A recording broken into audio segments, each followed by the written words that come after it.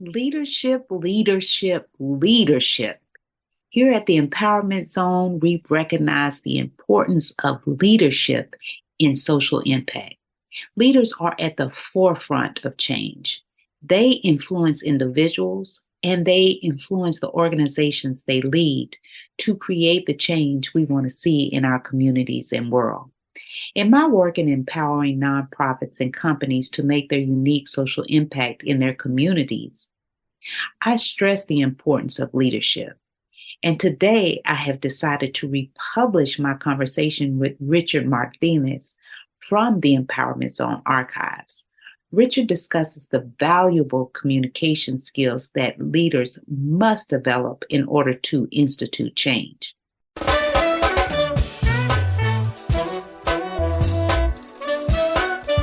Welcome to the Empowerment Zone with Ramona Houston, where we zone in on Black and Brown relations and our journey to empowering our communities. Richard is founder and president of the RJ Martinez Group and co-founder of Lideramos. Lideramos is a national leadership alliance dedicated to creating leadership programs for Latinos across the country.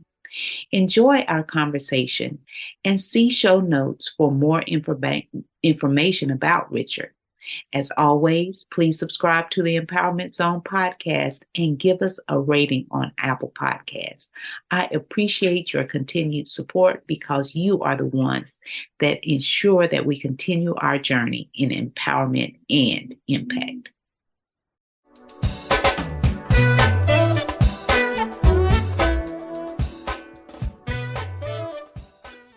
We have a lot of challenges going on in the United States, in the world, and that is why we need a topic such as the leader as healer and uniter.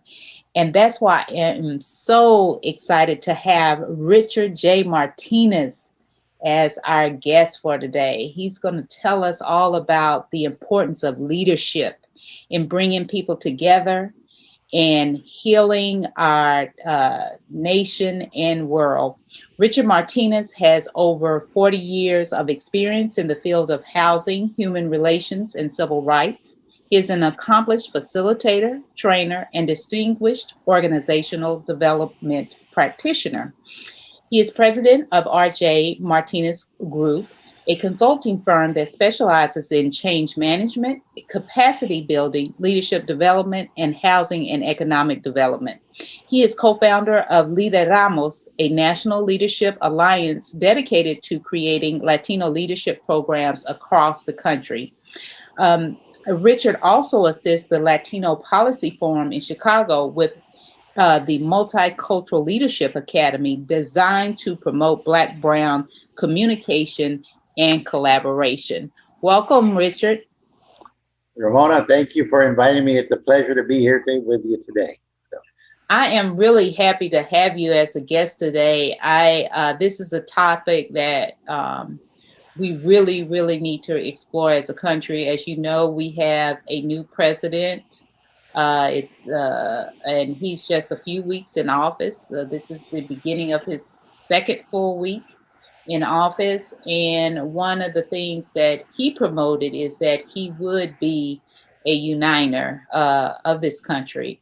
But before we get started on your topic, the leader as healer and uniter, could you please tell our audience a little bit about you and your background so we can get to know you personally? I basically was born and raised in San Antonio, Texas, to a Chicano father and a British mother who was a war bride. And I've had basically 3 careers in my life. My first career was in housing, and in the field of housing, I started my career as a janitor and ended up as the chief executive officer of a large public housing authority in California. My second career involved independent consulting. I was asked by many colleagues after I retired, would I come and help them? So I did, and as a result of that, I founded the RJ Martinez Consulting Group, because that's what I do now, is help others. And then my third career is when I did first retire, I went back to one of my original passions, and that was the arts. So I opened up and operated an art gallery in San Antonio, Texas for 11 years. And the purpose for operating the gallery was to create a venue for emerging Latino and African American artists to have a place to show their work. And so that's been my 3 careers. And right now I'm just in a position in life where I want to make a difference. I want to continue to support others who want to make a difference. And I want to help, as much as I can, individuals assume the leadership position that they rightly deserve in this country. Wow, very impressive. And also San Antonio, my goodness, that's one of my favorite cities, my favorite cities in the U.S. As you know, I'm a Texan, and I have my grandfather, actually, my paternal grandfather came of age in San Antonio. He's actually from the Bernie, Fredericksburg areas where your family's from. Hill country, as we call it. Mm-hmm. Yes, he's from the Hill country. And to hear that you have a background in terms of housing, consulting, and the arts is very interesting. That's an interesting collaboration. Yep. Of careers.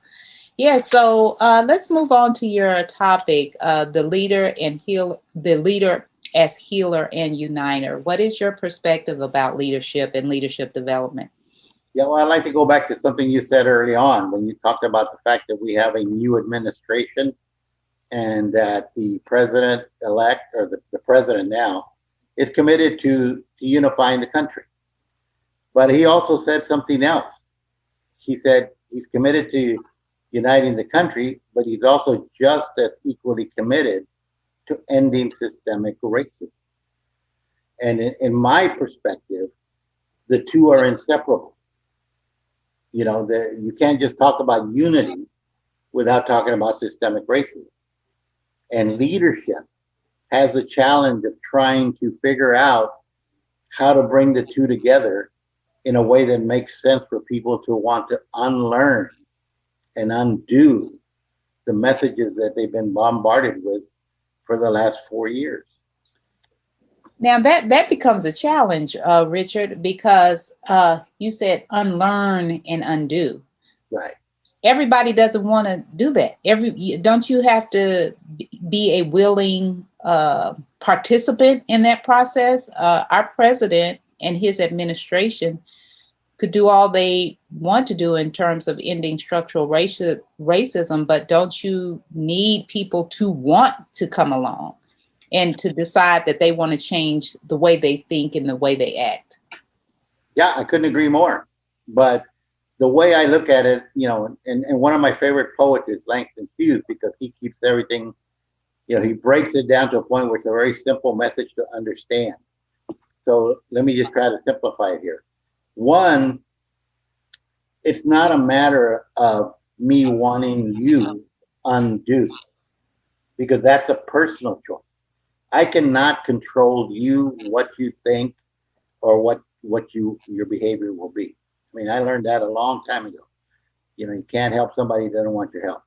Mm-hmm. But I do know the importance of a message and the repetition of a message and the communicators of that message.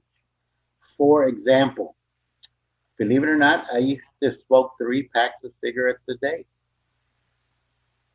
And while I was smoking all of these cigarettes, my daughter in her school was engaged in a public education campaign about the harm that smoking does to you and to your loved ones.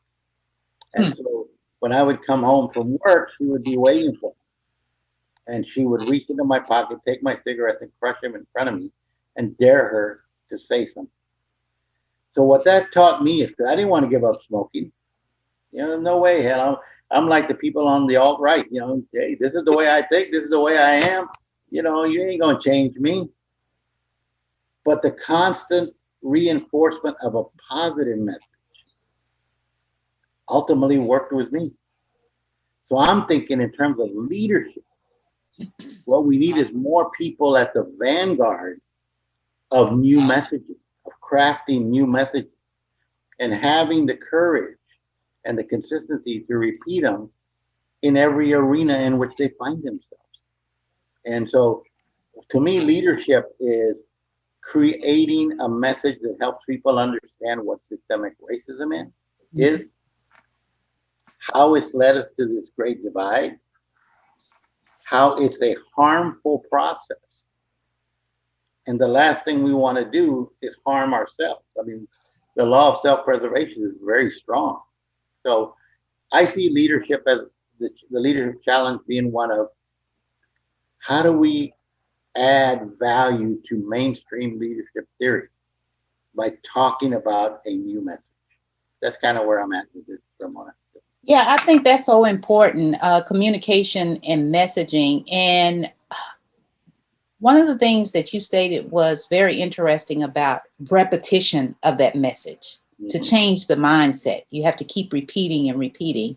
And, just from a spiritual point of view, that's one of the messages we learn about the importance of affirmation. Like, don't be double-minded. You have to keep telling yourself, right, over and over again, whatever it is that you believe in, right? I am not sick. I'm healthy. I am well. I am whole.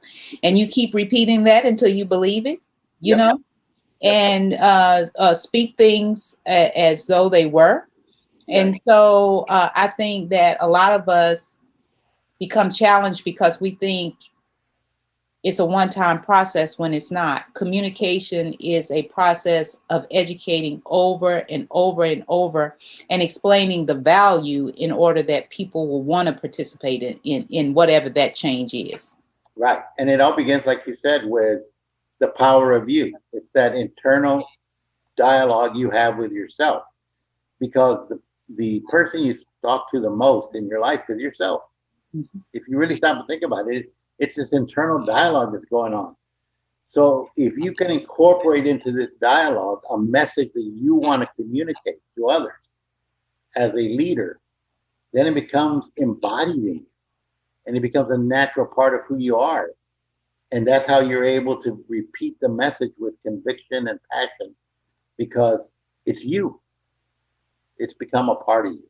So, but in terms of going back earlier to what you said about some people don't want to change, what keeps me going and what gives me a belief that it can work is there's people like Derek Black, who was the nephew of David Duke.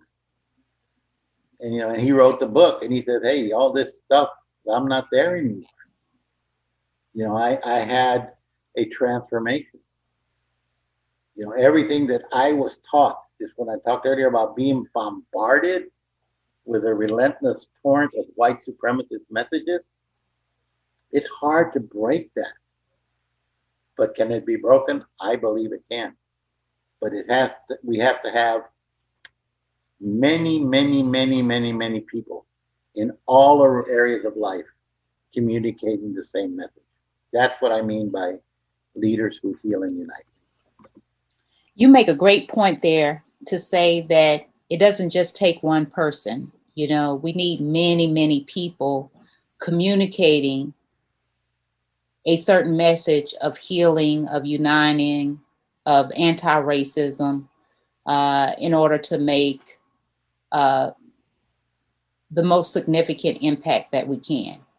We need as many people as we can. I know from some of our previous discussions that you highly recommend the book White Fragility.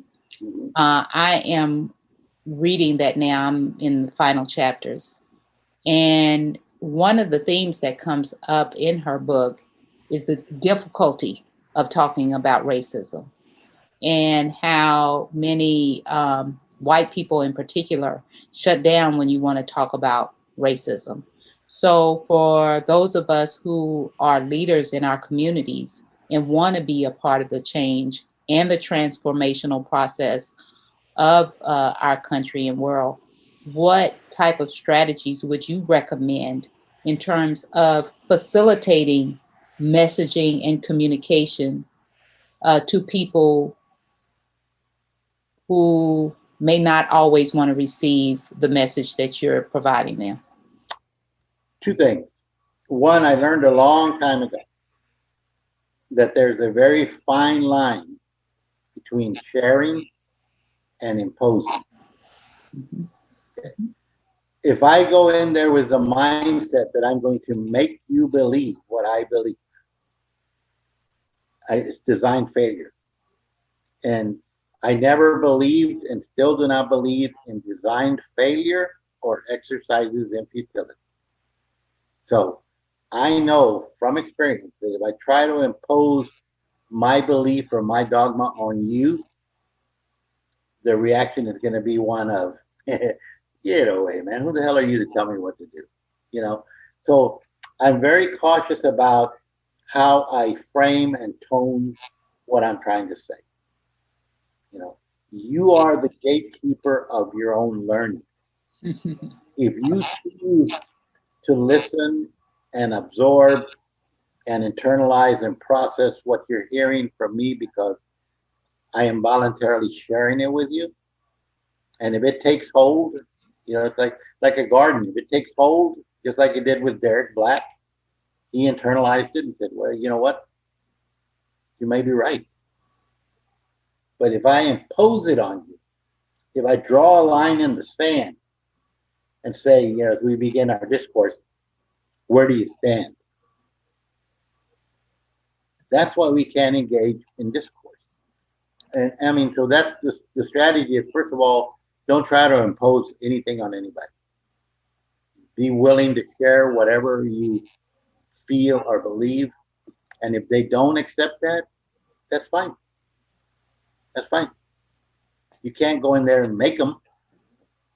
You can't. I mean, that's just reality. But the other thing is, know your history.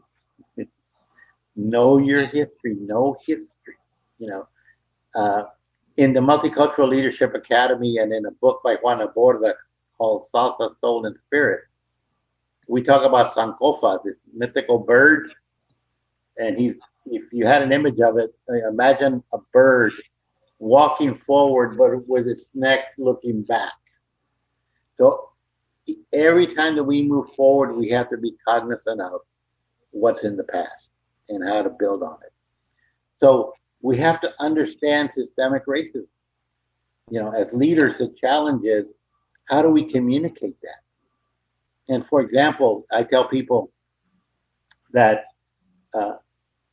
when you talk about leadership, the purpose of leadership was productivity and profit. Productivity and profit. For what purpose? Okay. The purpose, in theory, was to have a better quality of life and improve living conditions. You know, make life better for everyone because you're a wealthy nation. But when that leadership focused on profit and productivity was in play, let's take the 1950s. America was 90% white. So who was benefiting from that standard of living and that productivity and profit? It wasn't people of color like us. It wasn't. And so you get I had a friend tell me once, you know, Richard, you're messing with my comfort zone. And so today, the white population is 59%. So people got very comfortable being the recipient of the benefits of leadership in this country. But now, because of the fact that the color of this country is changing, the fear of losing control. Losing control. What a frightening thought. You know, imagine if you're used to being the boss and all of a sudden you're told you're not the boss. It's scary. That's scary. You know, so how do you deal with that fear? How do you, and especially when that fear emanates from messages that over the years have told you that the new boss is someone who's inferior, who doesn't have the capability to maintain the status quo, who is really going to come in and mess up your comfort zone. That's the challenge for leadership. How do we overcome the fear that we know people have about transition and the changing color of this country? The other thing I like to tell people is we need to get to the point, where white people understand that being different doesn't make us deficient. It just makes us different. The problem is that because of those messages, we've been bombarded with judgments and values that have been added to the concept of being different that are very hard to let go of.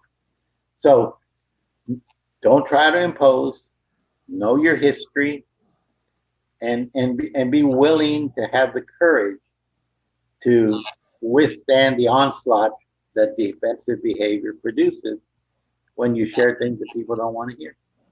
So I went on a little bit, but I really No, but I'm glad you expanded upon it, because I guess the fear goes both sides in terms of having the conversation, because as you just stated, you have to be ready for the onslaught of the defenses that happen when you try to have a certain conversation, but also that people must also be open to receiving the information provided. So it works both ways in terms of us having the courage to have the conversation with people, and also for people who need to hear it, they need to have the courage to listen. The fear of the change of the country and changing face of the country, if you will, when you look at the demographics and how people of color are becoming a larger and larger group. I guess it is to your point about losing control. My thing is, just because others have don't mean that you don't have. But I guess it does mean, in a way, you don't have, because all of a sudden, if you level the playing field, yes, other people have the opportunity to excel, right? Other people have the opportunity to get in positions of power that were formerly excluded, right. but where they were formerly excluded. So my question is going to your topic in terms of being the uniter. You talked about communication as a part of this process and the whole change of the mindset in order to create a transformation. So can you expand on what your concepts are in terms of the healing process? I think a lot of times when we talk about social change and political empowerment and some other things, so many times we don't look at the healing process. That I think that's one of the reasons Martin Luther King stands out so much, because his whole philosophy of change was also about the spiritual healing as well. The foundation of healing, as you probably well know, Ramona, is forgiveness. Mm-hmm. But we also know that one of the hardest things for any human being to do is forget. And so we don't talk. And if you look at any leadership program in this country today, there are no modules dealing with healing and forgiveness. Healing and what? What are you saying? Forgiveness? Forgiveness. Yeah. Mm-hmm. The foundation of healing is forgiveness. Mm-hmm. From forgiveness comes reconciliation. Mm-hmm. From reconciliation comes collaboration. But how much time in this country, in leadership circles, in leadership theory, do we incorporate concepts of healing and forgiveness and reconciliation? And it's hard to do, because if you look back at history, we were proud of our rugged individualism. So we think in terms of an individual rather than as a collective. Juana Bordas, in her book Salsa, Spirit, and Soul, says that one of the cultural principles of people of color is that we are not an I culture, we are a we culture.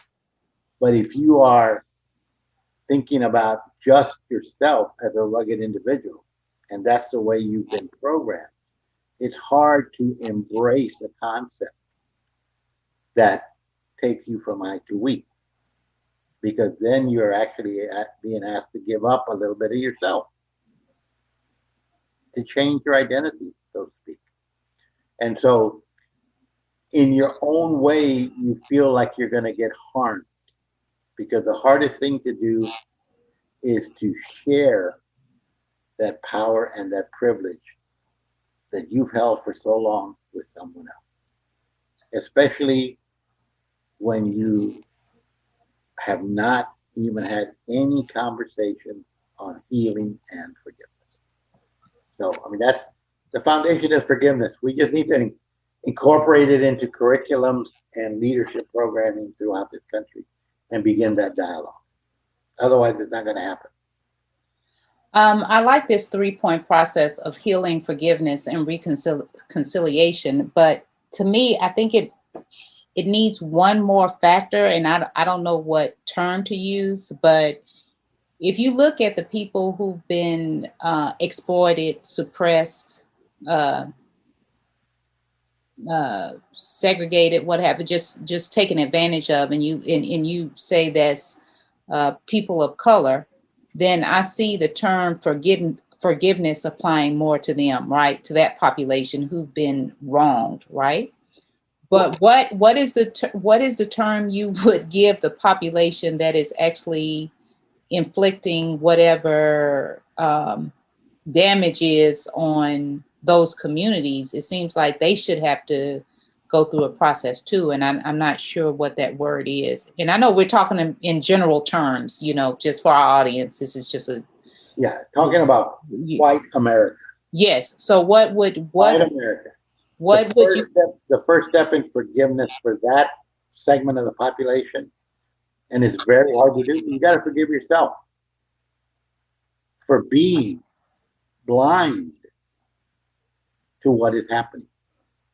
So you're saying forgiveness. Okay, I see what you're saying. Forgiveness can be applied in different ways, I guess you could say. Okay. You got to forgive yourself too, and I think that in the book White Fragility, I mean, that's kind of one of the points that she's addressing is that if you're a white person, whether you be liberal or conservative or whatever, you're an active participant, albeit unknowingly or unconsciously, promoting and sustaining institutional racism. Correct. You're causing harm. But you're also, in many respects, harming yourself. And so once you understand what your role has been, you want to get in a position where you can begin to forgive yourself, for being an active participant, albeit unknowingly, in a process of institutional racism. So, but the bottom line, Ramona, like I said, if we as a country are not engaging in dialogue around these topics, then we're not communicating any new messages. I mean, you and I are talking about it. Your listeners are hearing it.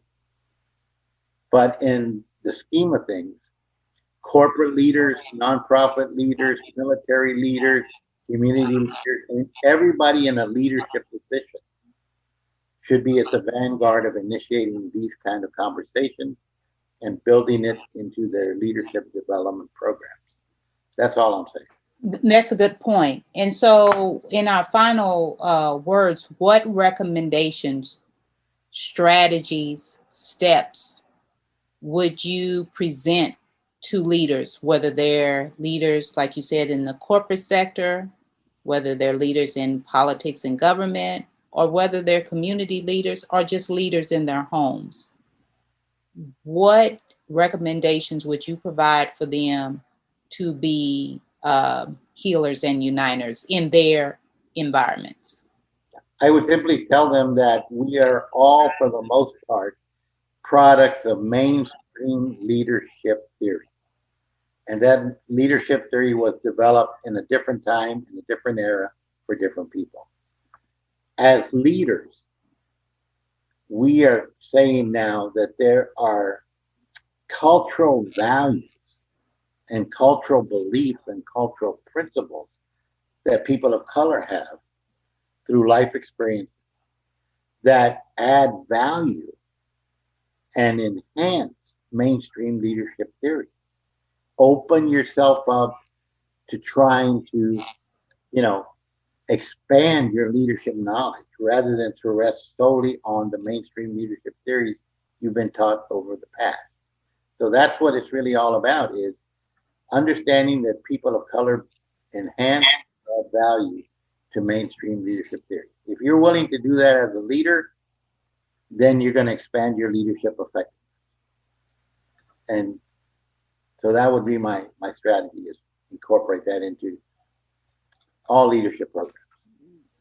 Those are two great ideas. Understand the value that people of color bring to the table in their leadership concepts and ideas, and also expand their concept of leadership to include those ideas as well as other more innovative ideas. Right, because we don't want to throw the baby out with the bathwater. I mean, there's a lot of good mainstream leadership theory, but we can make it better. Yes. We can make it better. People of color can make it better if you listen to us. If you understand us and understand our history and our pain, mm-hmm. you can learn a valuable leadership message, but not enough people are talking about it. We need more people to incorporate it into their daily dialogue with others. Well, thank you so much. This has been a very insightful and valuable conversation, the leader as healer and uniter. And I really appreciate you joining me, Richard, here on the Empowerment Zone. Thank you so much. If people want to contact you, how can our audience get in touch with you? The best way to contact me is through my email, RJ Martinez Group @gmail.com. I'm also on LinkedIn, so you can just look me up on LinkedIn. I purposely don't have a website. I mean, it's too much work to keep one up, and I'm retired, remember? Well, thank you so much. Thank you so much. That's RJ Martinez with a Z. With a Z. Group @gmail.com. @gmail.com. Well, thank you so much. It's a delight to have you on the show. Thank you. My pleasure, Ramona. Thank you for inviting me.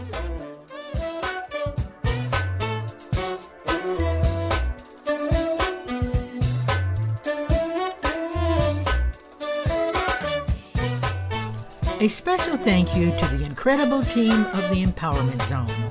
Terry Angulli, theme song. NADWorks, digital support, and of course, our featured guest.